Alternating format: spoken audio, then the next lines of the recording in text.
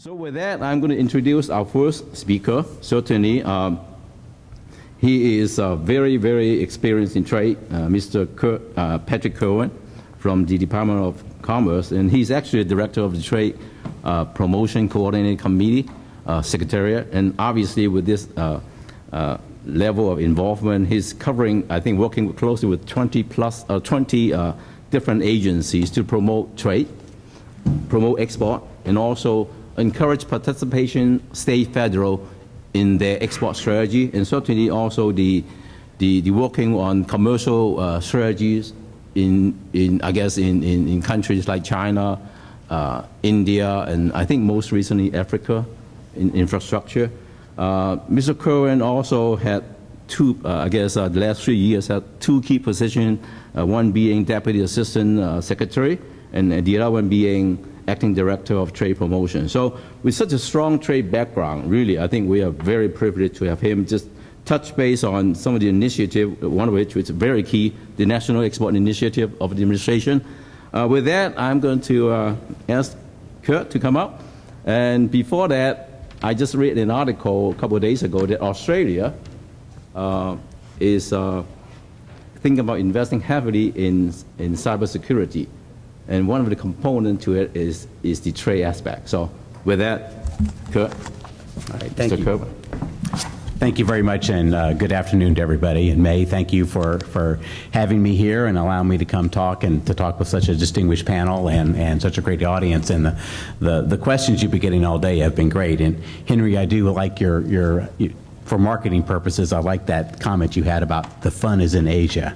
I'm going to talk a little bit about a couple of things here. One is obviously the national export strategy and some of the components of it that are involved Asia. And you heard a little bit from earlier this morning from Lola. She was talking about the White House initiative on Asian Americans. Talk briefly about that, and I will certainly talk about TPP, and I think I'll spend the bulk of my time talking about that. So I think that's probably going to be most of interest to you. The one thing I do want to get across is that the U.S. is a major exporter, and I think oftentimes in the political process that you hear words going on out there on the process, but I want to make sure everybody here understands that we are one of the top exporters in the world. We export around $2.3 trillion in a given year.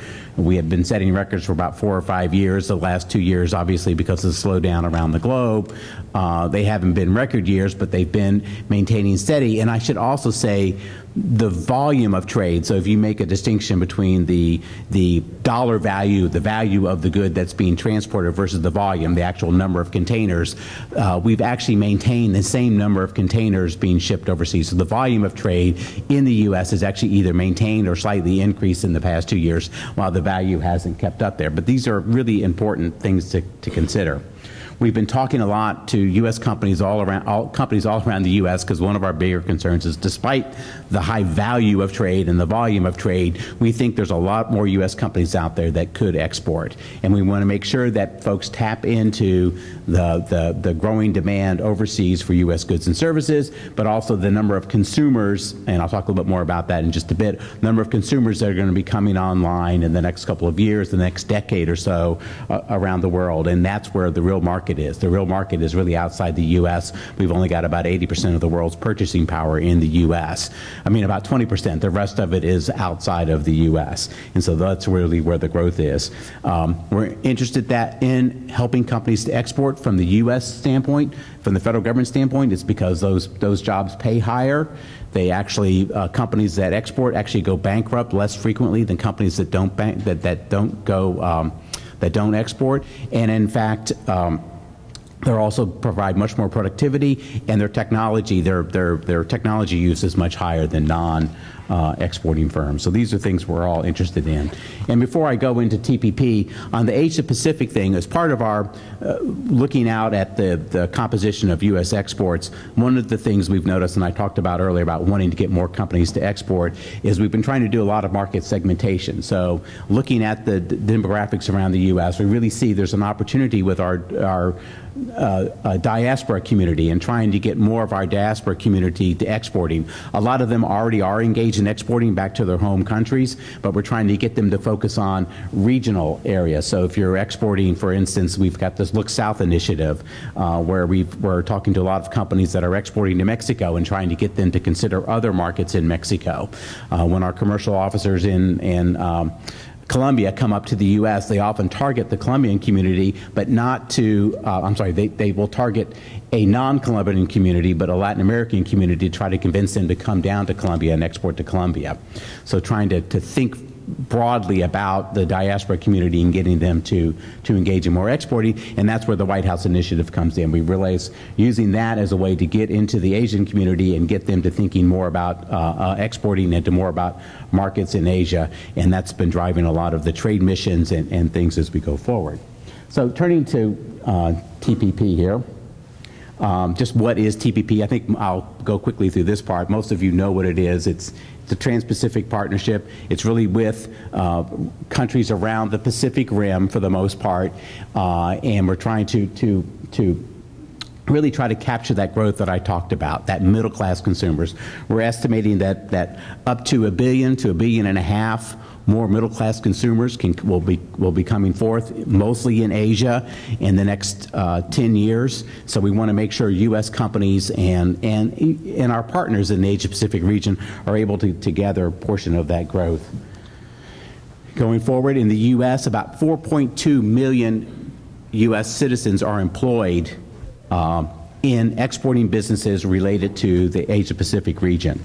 And so this is a huge number, and this is without TPP, mind you. So it's something we really want to see increase. We've seen our exports to the TPP region have been growing up through 2014, have been growing very quickly. You know, like the rest of the world, it's been, the last year has been pretty stable in most of the Asia Pacific region. It hasn't grown particularly fast this last year. Again, talking about the importance of exporting, again, you can see that it's a good portion of our exports. I should add to this that our FTAs that we have around in the U.S. are about 2/3 of U.S. exports go to FTA countries now. So they've really been very helpful in sort of where companies are able to export, just because they make it a lot easier to export to those markets. I do want to make a distinction, as I do on this slide, between services and goods exports. I think a lot of people also, they think of the U.S. as we talk about manufacturing exports and goods exports, but we're also a real powerhouse. We are the leading exporter of services around the world.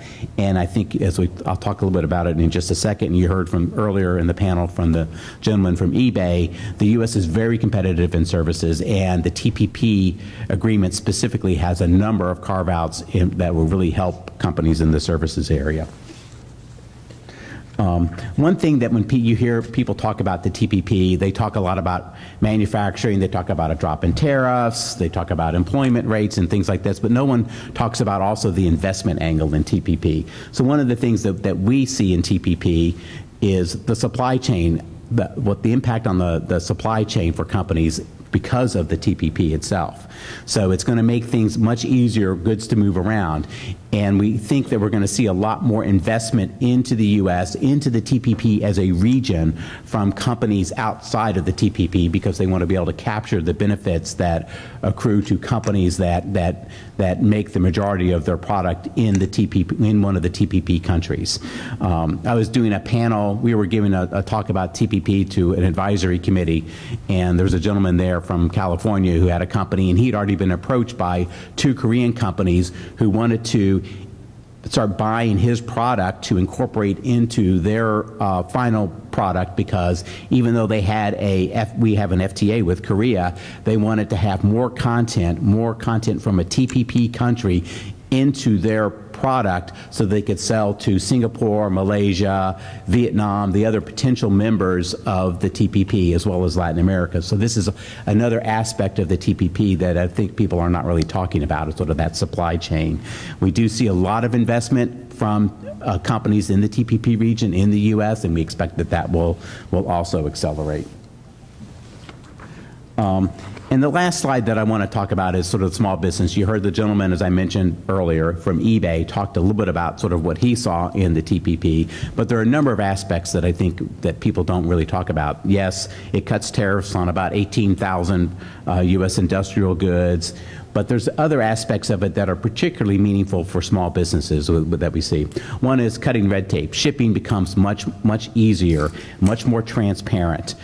Customs officials are going to have to publish any of the rules regarding shipping way in advance, 48 days in advance of when those take place, which gets to the second bullet on there about regulatory procedures. So right now in many of these countries, if they want to change standards, they want to change a regulation, they can just do it. They can, day one, they can say, hey, we're going to change this standard. They don't have to do public notification. They can just pass it. Some cases they pass it through the legislatures. Some cases they just administratively produce it, and the next day companies are going to have to deal with that new standard. Under the TPP, they won't be allowed to do that. They're going to have to publish it in a common format, when possible in English, and they will allow a comment period, much like we have in the U.S., so that you as a U.S. exporter or even from any of the other TPP regions, you can actually comment on that regulation and give them advice and try to tell them what you like or don't like about that particular regulation, and they have to take that in consideration in their rulemaking. So I think that's a huge transparency movement forward. It does allow for testing and certification from other member parties of the TPP will be allowed in the TPP agreement. It does include a lot of standards on criminalization of bribery. Requires more transparency than we've had before. The e-commerce aspects of it, the digital signatures are allowed, so customs forms, and you can imagine how that's going to help with small businesses. They actually have digital signatures allowed. It's going to allow paperless trading. There's a lot stronger safeguards on intellectual property protection in there. It's much more of a U.S.-based system on intellectual property going forward, which is something that is going to be easier for us to control. On the e-commerce piece, I did want to emphasize on you heard the eBay guy talk about it briefly, but data localization. So right now in a number of the TPP countries, if you have a product that you're selling there and you're selling it over eBay or you're selling it on one of the platforms, you have to have your server has to be located in that country. Going forward, when if the TPP passes, then that will no longer be a requirement. So that free flow and the data will be able to flow. There's also going to be no tariffs on any data products or any digital products going forward. So I think if you're in the IPR area, if you're in the entertainment area, all of those things are going to be a huge benefit to you. And then last, the state-owned enterprises. A number of the countries, especially among the new members of the TPP, have state-owned enterprises that they operate, be it on the express shipment delivery, it could even be in the entertainment area, and those will no longer be allowed to set the standards, or in a lot of cases they actually do the standard setting as well as compete against the other TPP countries that want to come in to take that market, use that market. They will no longer be allowed to do that. There's going to be a firewall between state-owned enterprises and the regulatory and standard setting bodies. I want to emphasize a little bit about the Department of Commerce. We are in about 107 offices around the U.S. We also are in about 75 locations overseas, so most of the world's economies. We have staff. They work in the embassies. They're commercial service officers. If you haven't talked to them, we also have a set of locally engaged staff who also work with us, who know the markets very well. So we've got all this assistance lined up to help companies that are interested in exporting. We also have been doing a lot of investment. Lately, you've heard a little bit about Select USA. So those same officers are also always interested in trying to help foreign firms that are interested in locating in the U.S. or investing in the U.S. and certainly try to help facilitate that. We try to be neutral about what state and where they get located, but we do try to help them think about the U.S. and addressing the hurdles that they may have in doing it. So, and also if you run into problems when you're exporting, we have a whole set of staff that are designed to help those, especially if they're free trade agreement related, any problems related to that. So, thank you very much for your time. Excellent. Actually, I'm quite familiar with the Gold Key service, and a lot of the small and medium-sized U.S. companies are really taking advantage of it and helping them expand overseas. So, well done. Thank you. Our next speaker is Mylrea, who is currently the manager in charge of cybersecurity and energy technology at the Pacific Northwest National Laboratory, which is, I believe, is a quasi-government entity. And Michael brings more than 10 years of experience in this field, and certainly he is well regarded in the industry as well as in our own government. He has done many speaking engagements, and certainly his thought leadership appear in newspaper articles, congressional testimonies, and he is certainly a National Science Foundation cybersecurity, I have a mouthful, fellow at the George Washington University. He's also received his master's from Tufts University, as well as 2 BAs from the University of Wisconsin-Madison. With that, Michael.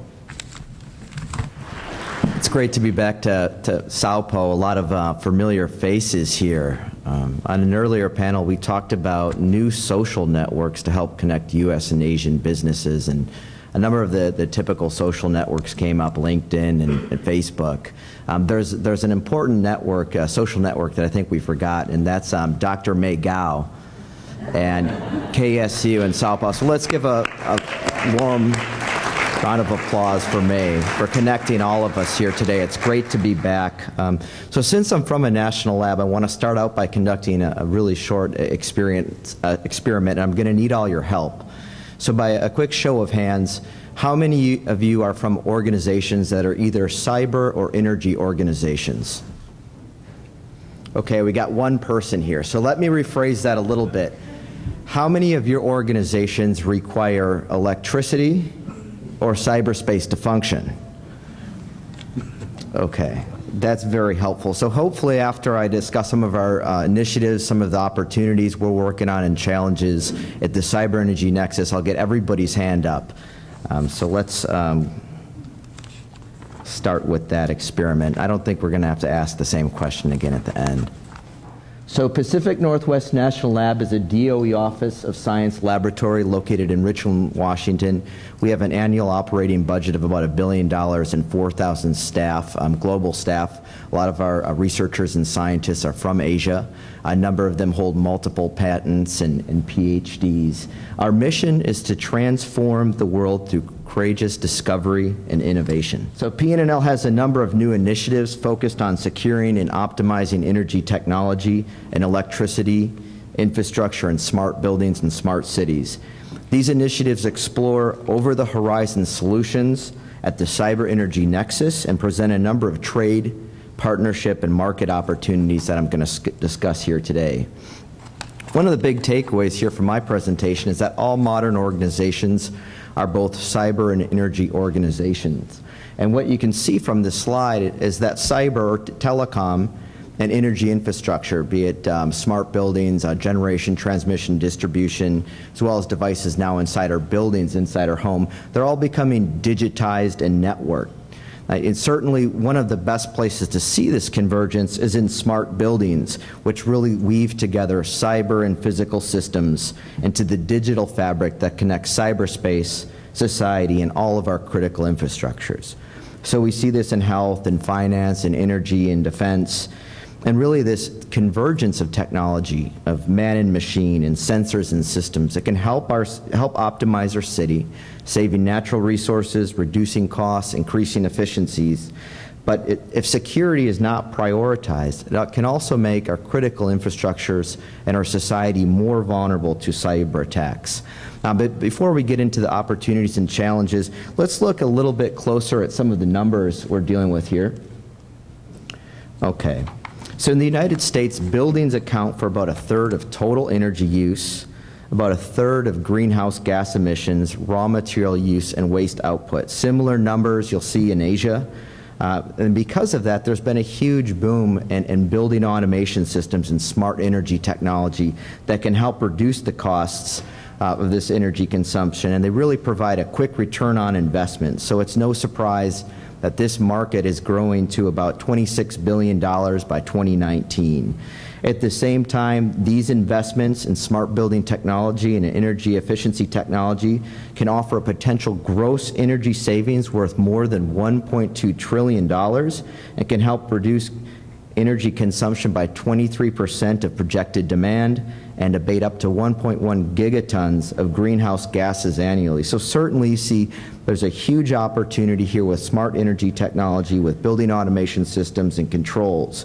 However, when you start to network generation, transmission, distribution, smart energy technology and devices, it also can open up new vulnerabilities that can be exploited by hackers. So it's important that we build cybersecurity into the development and design criteria of these technologies. So really, it's no surprise. Let's go back here. Looks like we're jumping around a little bit. You see that the cybersecurity market is growing from about $106 billion today to about $170 billion out to 2020. And part of that market is to help secure these systems so that that huge opportunity, that energy savings opportunity, that network, that connectivity opportunity that Raymond described, is not curtailed by malicious hackers operating in this space. So certainly, as you see that, the opportunity all around far outweighs some of the challenges we're dealing with, but at the same time, we still need to be proactive about dealing with the challenge, including how to function a PowerPoint. So a little bit more about the building automation system, the smart energy technology vulnerability. In studies that we have conducted, we found that smart energy technology, when not properly secured, lacks encryption, allows for simple passwords, and oftentimes sends sensitive information over open networks. These vulnerabilities can be exploited to allow hackers to intercept information, manipulate and take control of devices, and break into corporate networks. So a lot of the cybersecurity paradigms we've been developing the last decade to keep hackers out of IT enterprise networks are now very, very different and not always relevant to this IoT environment of ubiquitous sensing and ubiquitous controls. So we need to come up with new paradigms that help us better understand how to marry man and machine, how to program secure code into self-learning algorithms and artificial intelligence.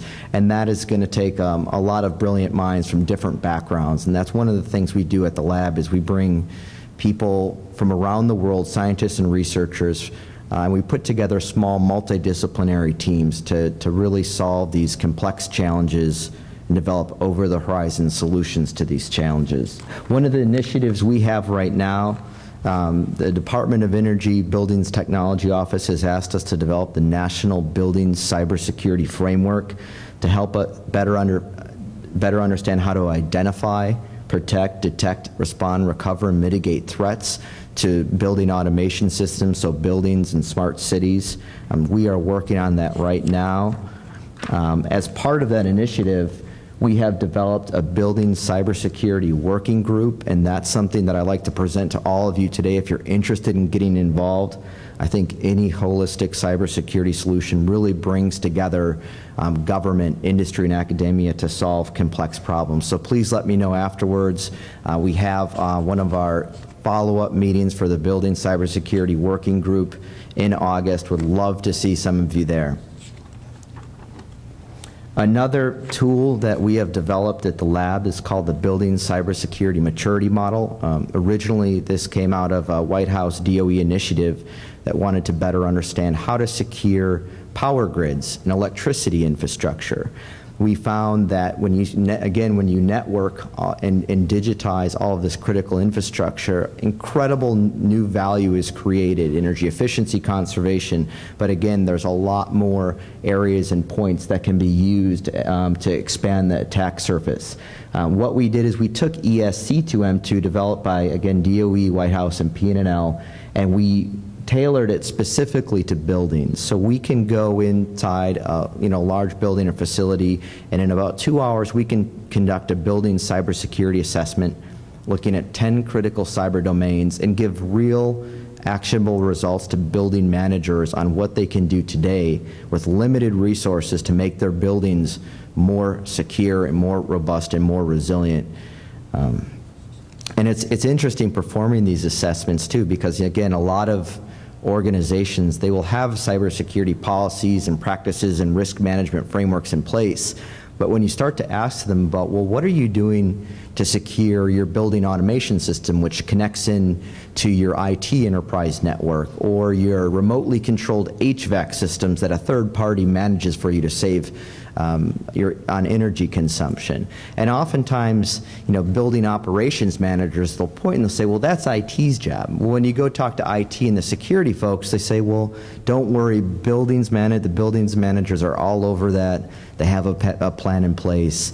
And 90% of the time, there really is no plan. There is no cybersecurity framework. And building managers oftentimes do not know about tools that are available to help solve the problem.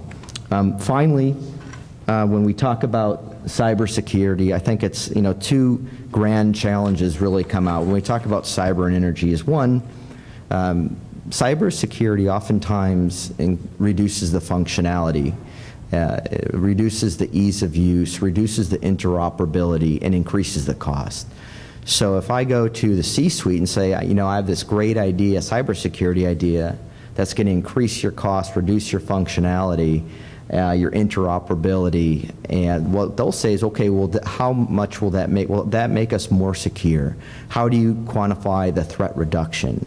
And because the cyber threat is complex, because it's nonlinear, because it's evolving, it's very difficult to quantify the threat. So I can't say, if you spend $1 million on cybersecurity today, you're going to be that much more secure. So cybersecurity clearly lacks a value proposition.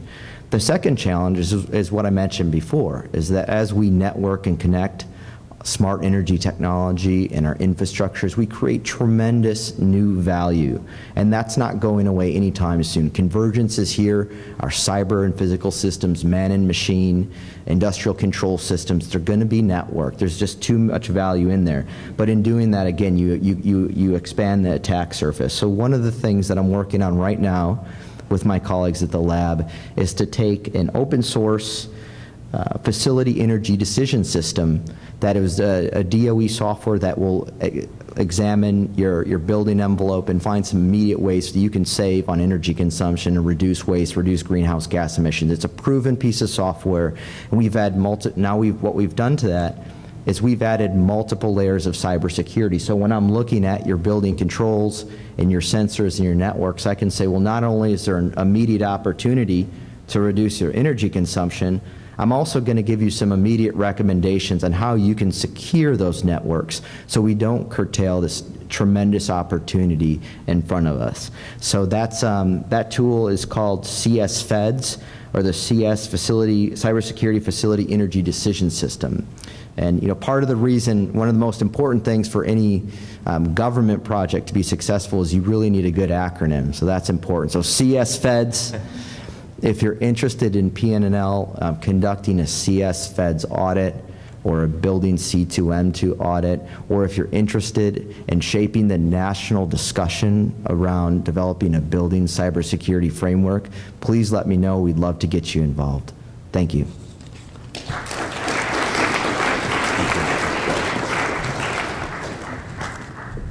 Last but not least, our final speaker, Adil Kabani. Like Michael, Adil is a regular to SAUPO, so everybody knows him. Well, he has been involved in economic policy for the White House initiative on AAPI. Certainly is very knowledgeable and working closely with many of the Asian community leaders and the community groups in really to promote access to capital. After all, OPIC is a government agency and other resources that are similar to the Department of Commerce and Exim Bank that really are helping small and medium-sized companies and certainly of various industries penetrate business, whether it's export sales overseas or investments overseas to help some of the developing economies. So Adil actually received, he's no stranger to Atlanta. I think you went to Emory, certainly. So you're one of us here, certainly, Atlanta. And you also received his master's in, I believe, public policy at the George Mason University, and also have certificate programs in the international business and trade at the UK-based Oxford College, Oxford University, pardon me. He's also very active, certainly, in many of the OPIC program, which is the Overseas Private Investment Corporation, having worked there for several years and very familiar with some of the programs available to help U.S. companies. So with that, Adil. distinguished staff. I think this is my 3rd year now at SAUPO, and if I say no, May is going to flood my inbox, and I can't get away from it. So I'm really happy to be here again. Received one tonight. That's right. I'm assuming that everybody knows what OPIC is in the room, just from the intro materials that were handed out. But the way I like to describe OPIC is that it's the World Bank for the U.S. government, essentially. Overseas Private Investment Corporation.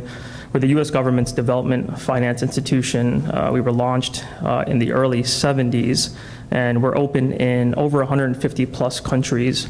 And our purpose is threefold, essentially. One is to catalyze, U.S. capital into emerging markets. And 2 is to solve major critical development challenges, i.e. healthcare access, access to renewable energy, building telecom infrastructure in a lot of emerging markets. And then the last piece of OPIC really is serving as a tool for U.S. foreign policy, right? So Secretary Kerry runs around the world. He has negotiations with a number of world leaders, and one of the topics of discussion is economic policy and what we're actually doing in country, outside of just military support and other ways of sort of bilateral, diplomatic cooperation. So OPIC plays a really, really strong role in that. Our CEO is appointed by the president. I started there right after graduate school. I spent a couple years there working across a number of different functions, and then went over to the White House as an economic advisor, where I met May and was told that Kennesaw State has a vibrant sort of Asian studies program, and May led a delegation to the White House as I was running economic forums there, supporting the TPP and other Asia initiatives that the president had launched. So that continued on until May 2014, until I became a regular here at SAUPO, and I'm stuck and part of the family now. But more so than that, this is an opportunity really for OPIC to have cooperation with a number of entrepreneurs and business leaders in Georgia, and get them some access to financial instruments and tools that really the larger corporations have known about for many, many years and access. All right. So let me get to, sorry, 1 second. Okay, yeah, so I just talked about that. Now the 3 major instruments that we have really surround investors' interest and ability in entering emerging markets. And if we're focusing on Asia and the Asia Pacific region, then pick your country, pick your market. All right, but the tools remain the same. So one of them is political risk insurance. It's not a type of insurance that you'll hear about in your daily life. You'll hear about auto insurance, home insurance, fire insurance, but political risk insurance you don't think about, especially in America, because there's really not that level of political risk here. So essentially what we'll do is if an investor in the room wants to invest in a telecom project, let's say in India, for instance, and one of the things that's holding that investor back is really the potential for expropriation or government interference within that specific project, and ultimately the value of your investment. What we'll do is we'll write an insurance policy against those acts happening. So expropriation, currency and convertibility, political violence, any of these issues sort of popping up within a specific project, we'll write a hedge against that, if you will, charge you a premium, and if anything happens, then you have OPIC and the U.S. government behind you that'll intervene. Very far-reaching influence, calling up ambassadors in country and trying to rectify the situation before a claim is made. So that's still very, very powerful. The second one is our project finance capabilities. So if you think about the capabilities of a local bank here in Georgia, if you're starting a widget manufacturing company, you're going to go to the bank and say, listen, I got $3 million of equity, I need $7 million of debt to start this company. Here are my projections over the next 10 years. I'll be able to pay off this debt. Okay, great, you got the loan. So in its most simplest terms, that's exactly what we do, but we do it in very difficult markets all around the world, and we do it alongside U.S. companies and investors that are looking to establish a presence in a number of these emerging markets. We'll go all the way from $500,000 all the way up to $250 million for larger infrastructure projects. Our goal is really to build the basic infrastructure of a lot of these markets so that they can at some point graduate from OPIC and then move on to the capital markets, if you will. Our last product, this is where I work day to day, is in our private equity group. So I spend my time running around the world, meeting with private equity funds in very, very difficult markets. I was in Palestine a couple of weeks ago. I mean, this is how difficult the type of markets that we're in. And we're looking at private equity funds that have a focus on social impact, on economic development, on solving sort of major infrastructure challenges in these markets. And we like to invest in those funds. And those funds are essentially a team of people that are going to carry out an investment strategy. So say, for example, the first 4 people in this row here had a specific expertise in power, all right? And they started a fund called the Mylrea Power Fund, all right? And now, collectively, with these 4 individuals, they have 60 years of experience investing in power projects in whatever markets. That's far more valuable to us than just one project that could potentially fail or succeed, all right?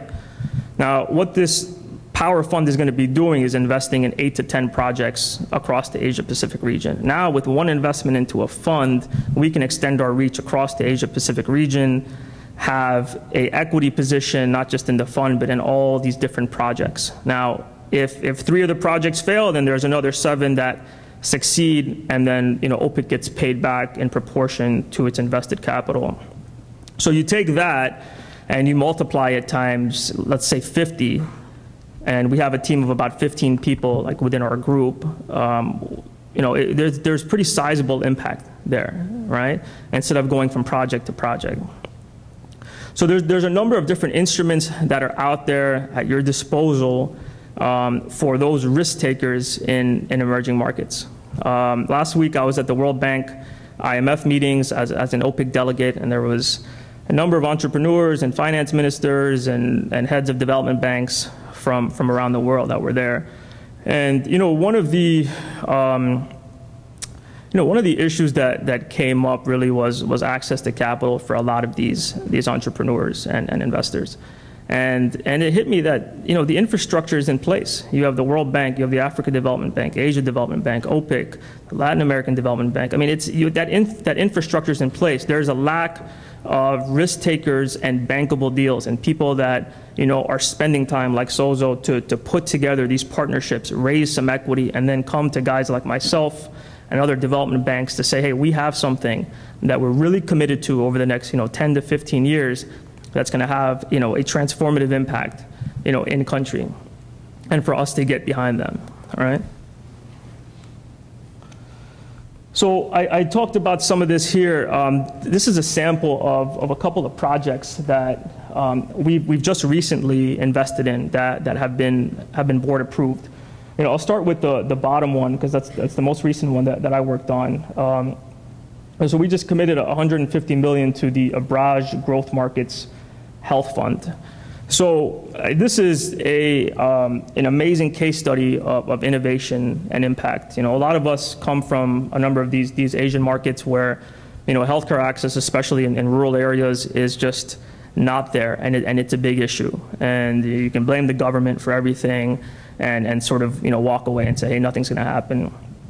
Abraj is a Middle East based private equity fund, very well established.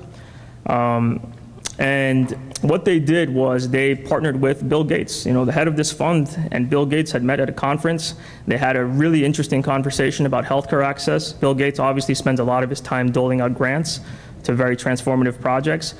And they saw some synergies there. One guy has a fund, another guy has a foundation, and they came together and said, listen, why don't we set up a fund that's going to build hospitals all across Asia and Africa, primarily for the middle and low income segments, right?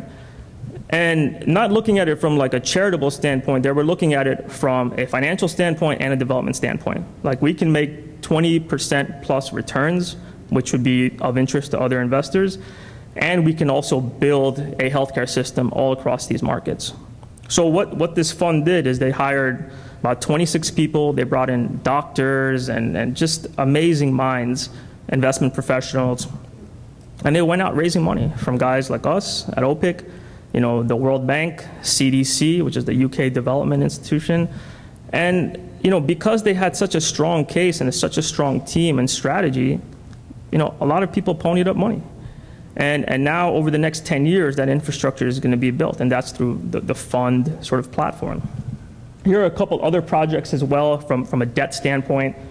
You know, we just approved $250 million in debt financing to Renew Power Ventures. That's a platform that's building out solar power projects, you know, all across India. Akleda Bank, we just invested $155 million, which is essentially the largest bank in Cambodia that's focusing on small and medium enterprises. And another one is Tikona Digital, $171 million for the expansion of their wireless broadband networks. So we're really focusing on transformative impact there. Some of these numbers might seem, you know, a bit, you know, astounding and very large, and hey, how can I actually get involved in something that large? And, you know, a lot of people think that way and kind of take a hands-off approach. You know, you don't necessarily have to start from the bottom, right, and come up with an idea and go through Series A through Series D to launch something. You know, a lot of it comes down to partnerships, you know, and conferences like this actually provide that platform for you to do so. You know, it's really about what are you bringing to the table. If it's technology or technology transfer opportunities, then bringing technology to the table with a suitable partner in a country that we're open in, while raising a little bit of equity, will be attractive to us. But, you know, these projects need to be really well thought out. You guys need to be committed to it, and there needs to be, you know, some skin in the game, if you will. I know I have a minute, right? So let's just see if there's anything else here, if I can.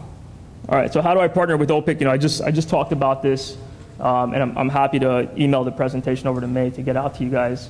But here are some of the components of how to partner with OPIC. A business plan involving the U.S. private sector, has to be commercially viable in one of our countries. And then from a policy standpoint, we have a whole team of people at OPIC that vet every single deal for, you know, environmental, you know, sort of greenhouse gas, you know, emissions, reduction, worker rights, human rights, you know, foreign policy, all of that, to make sure that we're in line with the best practices. So, you know, we won't be supporting like a tobacco farm, you know, right? So, you know, this is just sort of like an 8-step, you know, project, or a, you know, 8-step sort of, you know, guide to how do you get your project seen at OPIC. I mean, we have a robust technology infrastructure where you can apply as well. I would recommend, especially to the students in the room, to not get intimidated by some of these projects as being too large. I recommend, you know, at some point in your career, actually going back to one of your home countries and really launching something after understanding the tools that are available to you. And I'm here for any guidance and to answer any questions. So thank you.